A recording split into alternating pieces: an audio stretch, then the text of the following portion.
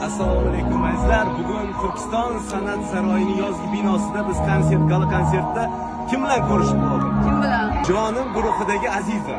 Yaxshimisiniz? Yengilab hit trendga aylandi. Xudo xolasa. Hamma qo'shiqlar, yangi qo'shiqlar albatta bo'ladi kutinglar. Inshaalloh. Hammaga omad. Super.